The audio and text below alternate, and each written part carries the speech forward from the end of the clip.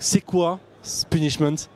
Alors Punishment, c'est une installation robotique dans laquelle un robot est puni préventivement au titre d'une désobéissance potentielle future.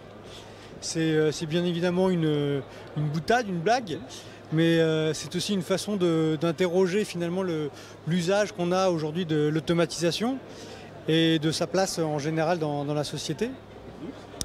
Cette punition, bon, il répète à l'infini qu'il ne s'attaquera pas aux humains, donc ce qui peut être inquiétant et soulever un petit peu les peurs qui sont un peu dans l'imaginaire collectif aujourd'hui.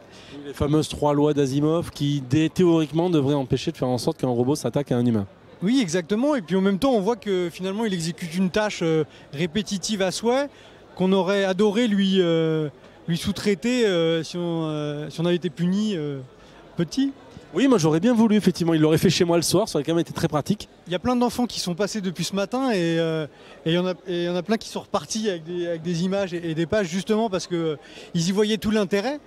Et quelque part, c'est aussi mon propos de parler évidemment des peurs que ça soulève, mais aussi de la chance phénoménale que ça peut être, puisque ça pourrait nous libérer énormément de temps, de tâches ingrates ou sans vraiment d'intérêt productif. Effectivement, de tâches mécaniques, mais aussi de tâches cognitives.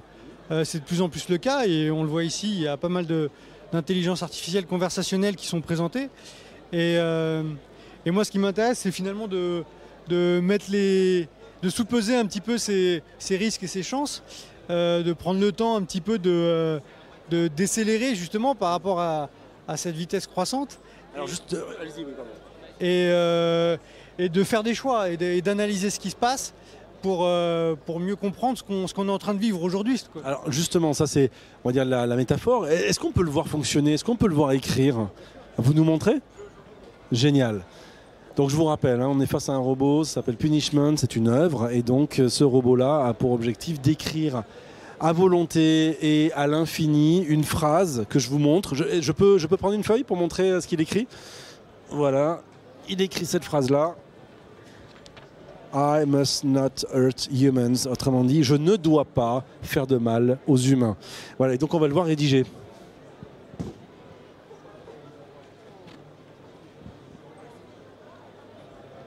Donc effectivement, Philippe nous disait que c'était le rêve de tout écolier qui avait des lignes à faire, de se dire bah, tiens, si un robot pouvait faire ça, effectivement, ça peut être assez sympathique. J'avoue que le nombre de fois où j'ai dû faire ça, ça m'aurait bien arrangé. Ça prend un peu de place dans la chambre, mais manifestement, c'est quand même pas mal.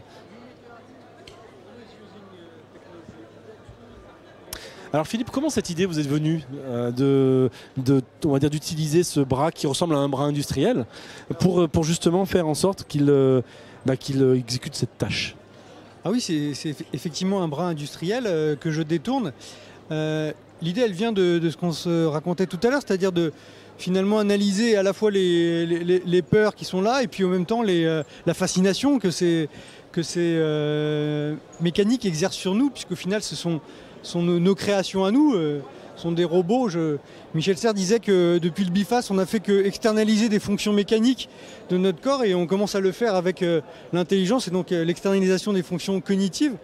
Et je trouve ça intéressant de se dire que c'est pas un danger, c'est juste des outils qu'on a à notre disposition et à nous de les utiliser correctement, à nous finalement de redéfinir ce qu'est être humain et de laisser à nos outils leur fonction, c'est-à-dire de nous libérer du travail. Est-ce qu'il y a d'autres œuvres que vous avez pu travailler, enfin, dont la thématique de la robotique vous inspire? Est-ce qu'il y a d'autres idées qui vous sont venues sans tout nous dévoiler? Est-ce qu'il y a des choses qui aujourd'hui vous inspirent particulièrement? Alors il y a d'autres idées effectivement avec la robotique, mais en fait cette installation c'est la troisième d'une série sur le sacré et la technologie, puisque je trouve que la technologie en fait, et c'est vrai pour absolument toutes les techniques, viennent finalement à chaque fois modifier ce qu'est la définition de l'humanité ou de l'homme. Et comme aujourd'hui on vit dans cet environnement hyper technologique, ça va excessivement vite. Et donc moi ça me pousse finalement à essayer de réduire la vitesse et de questionner à la fois l'usage des réseaux sociaux, que fait finalement la diffusion, la profusion massive de l'utilisation des images et de la création d'images par absolument tout le monde. On a tous des tablettes entre nos mains. Avant, c'était quasiment uniquement l'Église qui avait les moyens de créer des œuvres et de diffuser des images.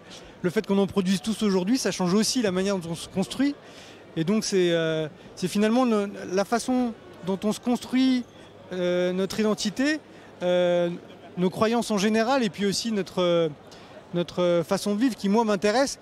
Et on vit une époque formidable pour ça parce qu'elle est en pleine mutation. Vous disiez, Philippe, que c'est donc la 3e œuvre. Vous nous dites en 2 secondes, vous nous donnez envie d'aller découvrir les 2 premières. Alors la première, ça va être compliqué de la redécouvrir parce que c'était une installation éphémère. On peut trouver peut-être des traces sur Internet. C'était pendant la Nuit Blanche en 2014 à l'église Saint-Eustache. J'avais utilisé l'église comme support de projection pour une voûte céleste. La voûte de l'église servait littéralement de voûte céleste et les gens pouvaient envoyer des pensées dans cette voûte avec leur téléphone portable. Et la pensée se transformait en étoile et utilisait les chemins de l'architecture, les piliers, les arcs, les ogives, pour aller trouver une place. Et donc les gens passaient comme ça 1 heure comme en race campagne à observer ces pensées, ces étoiles qui étaient là, co-créées finalement par tous les visiteurs. Ça, c'est la première œuvre qu'on peut arriver à retrouver, j'imagine, en cherchant Nuit Blanche 2014 et votre nom. On doit arriver à retrouver ça, j'espère. Et la seconde, dites-nous tout. Et la seconde, c'était justement sur la profusion des images et la manière dont ça change la manière dont on se construit nous. Ça s'appelait Idol. C'était encore une fois sur le thème du sacré, donc c'était une Madone totalement abîmée qui tenait un Christ sans tête. Et les visiteurs de cette Madone, c'était une exposition qui a eu lieu à la galerie Flac, rue Quincampoix à Paris.